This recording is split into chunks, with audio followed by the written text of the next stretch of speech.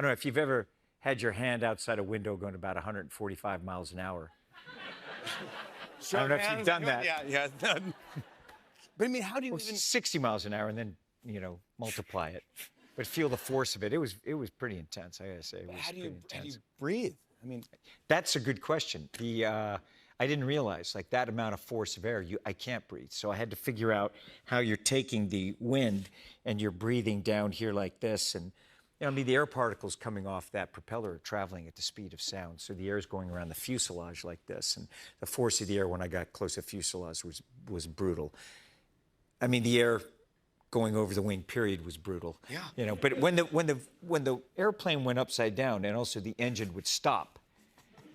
So like we did, like there's stuff where I'm there and I was like, okay, let's see how long we can hold that, so that, with the engine stop and then so believe me, we spent a lot of time figuring this stuff out, like but how to start the engine from here and not going to the ground. But you're on that thing, and then you must and you practice. But if you're in trouble, you do this, right? And you go, yeah. And then that's what I would do immediately. When I'm resting, it is the most intense weight workout you've ever had. Have you ever lifted a weight where it's impossible to lift it again? Yeah.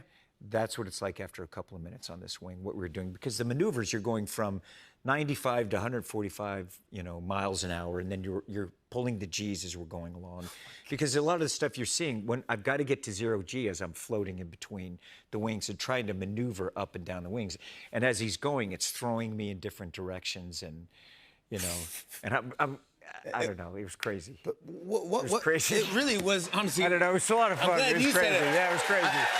You actually brought us. People were like, it's crazy. I was like, yeah. You did it. You brought us an exclusive behind-the-scenes look at how you prepared to do the biplane this stunt. is some of the testing that we did early on. This is like months into the evolution, probably about a year and a half as we're testing stuff. It took a year and a half to practice this stuff. It took decades to figure it out, honestly. Like, I fly all these airplanes, and I've been creating and building different aerial stuff, even privately, and studying cameras and developing the technique and technology to be able to tell a story with aerials. Because if you look at Top Gun, American-made, Fallout, that led into Top Gun Maverick, and this leads into this aerial sequence. So, and I can't wait. Like, the next time we do an aerial sequence, I can't wait for that.